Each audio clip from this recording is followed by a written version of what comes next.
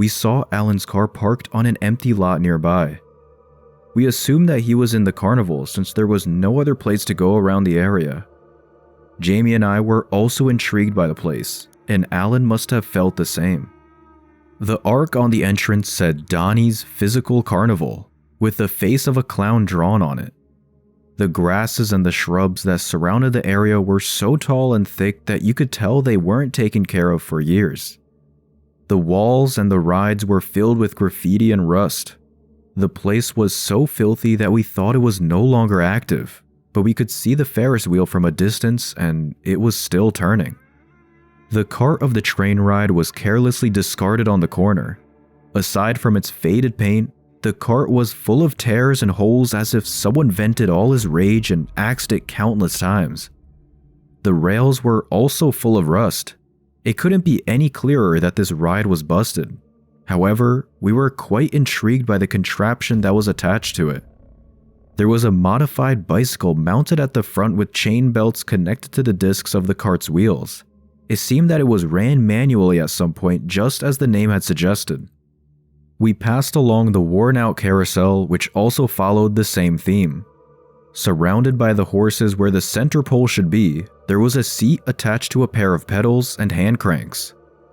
They were both connected to an intricate set of cogs and chains underneath the carousel's platform, and I assumed that was how this ride manually operated.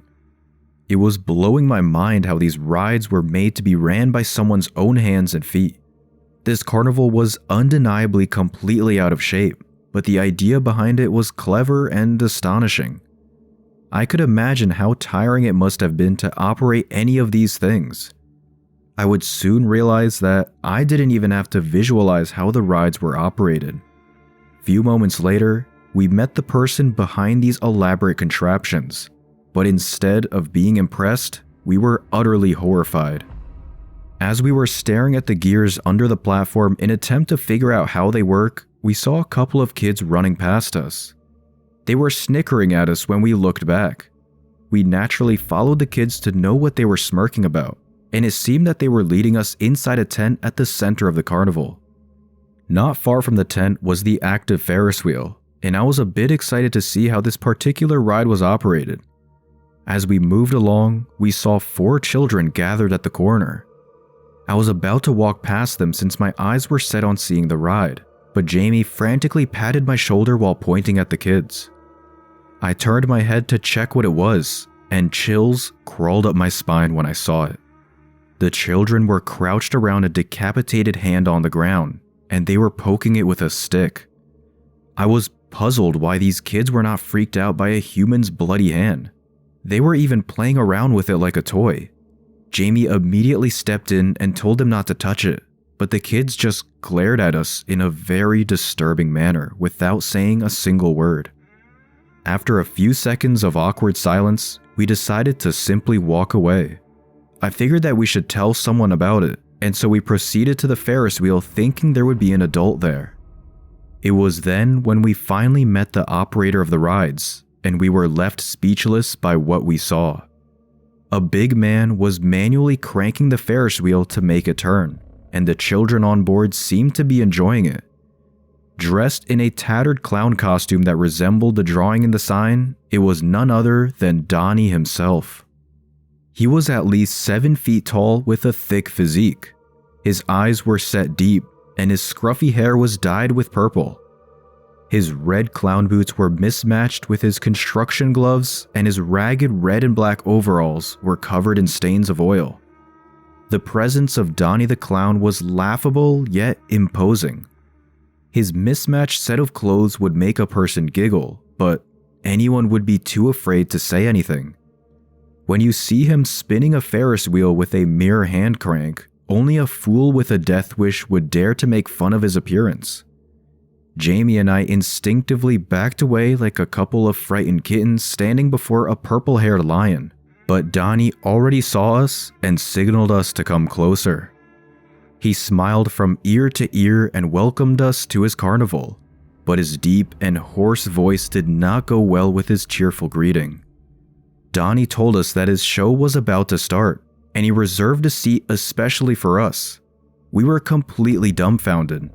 We came across the carnival only by chance, but he sounded as if he was expecting us to come.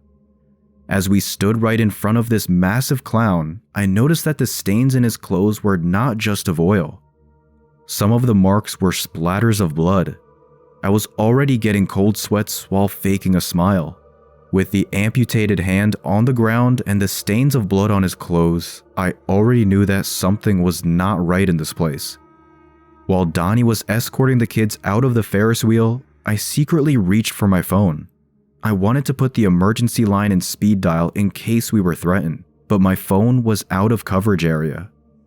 Jamie and I tried to leave peacefully, but as we turned our backs, Donnie said that our friend Allan was waiting for us inside the tent. We realized that Allan might be held captive, and there was nobody around that could help us save him. Jamie understood the situation. He grabbed my arm and accepted the clown's invitation. Our car was parked too far from the tent, and we were certain that we wouldn't be able to outrun the clown. Our only option was to go along with it. We were hoping that Allan was safe and our assumptions were wrong, but we were right. As we walked inside the tent, the first thing I noticed was the foul stench of rotting flesh.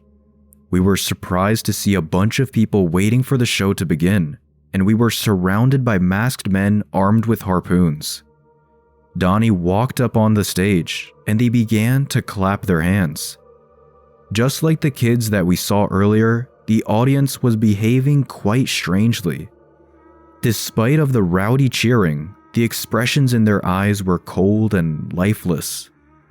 Our reserved seats were at the front row, and my shoes were sticking to the floor because of the dried blood as we walked along.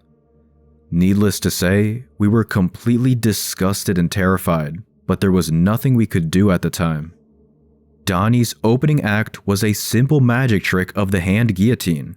A sharp blade was on a lever, and there was a hole below it where a person would insert his hand. The trick was to bring down the lever without chopping off the hand. Donnie asked for volunteers. He was looking at us as if he was expecting us to come forward, but Jamie and I remained quiet and stayed in our seats. The clown chose one of his audience instead, and that person ran to the stage without hesitation. He placed his hand through the hole of the device, and the crowd began the countdown. After 5 seconds, the clown aggressively pushed the lever down. Unlike how this parlor trick would usually go, there was no trick in Donnie's device at all. The man's hand was cut clean, and he screamed in pain while blood was gushing out from his arm. The masked men dragged him out of the tent, and the clown proceeded to the next act. I figured that this was probably the real reason behind Donnie's carnival, and there were no tricks at all, and everything in this place was simply violent and physical. I was clenching my fists as I tried not to piss myself out of fear, and Jamie was holding his stomach while trying his best not to puke. Few moments later, the masked assistants pushed a large wheel covered with cloth to the stage. With a very jolly tone, Donnie the clown removed the cloth and revealed a wheel of death with Allan strapped onto it. He was whimpering in agony. He was filled with bruises with a gag in his mouth, and his eyelashes were held up by a pair of clothes clippers. After seeing what he did to our friend, Jamie finally snapped and tried to attack the clown on the stage, but the masked men immediately fired their harpoons and pinned him to the floor. The psychotic clown told me that he would let Allan go if I could stick 3 knives on the wheel. Jamie was bleeding to death, and I had to hurry so we could rush to the hospital. I never threw a knife before, but I didn't have any other choice but to do what the psychotic clown wanted. I was given 5 knives, and 3 of them had to stick to the board without hitting Allan. The crowd started jeering as Donnie spun the wheel of death. I was in full panic. My hands were shaking as my chest was pounding violently. I felt as if I was about to black out, and so I threw the knife carelessly without aiming properly.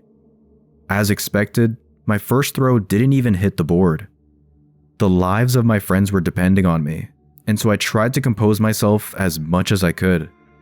For my second attempt, I took a deep breath and tried to focus on the open space at the sides of the spinning wheel. Luckily, the second throw was a success. The crowd jeered even louder when I was able to stick the second knife on the wheel. They wanted me to fail, but I just ignored the noise. I barely missed Allan, but I was able to stick the third knife in between his legs. 2 throwing knives remained, and I only had to stick one more so we could get out of this place. Unfortunately, my luck was simply not enough to save all of us. When I threw my 4th knife, my timing was wrong. I hit Allan on the chest, and he began to bleed. The clown and the crowd were delighted by my failure, and they started clapping their hands. I threw the last knife out of desperation, and I managed to stick it on a blank space of the board. The masked assistants released Allan from the wheel of death, but he was already badly wounded. Donnie kept his promise, and he let the 3 of us walk out of the tent. As I dragged my wounded friends back to the car, the children were running around us while laughing. It seemed that they were so used to seeing blood and were actually delighted by the sight of people suffering. I drove away from the carnival and brought my friends to the closest hospital as fast as I could. Jamie lost a lot of blood, but he managed to survive. Unfortunately, Allan was hit on a vital spot and eventually died.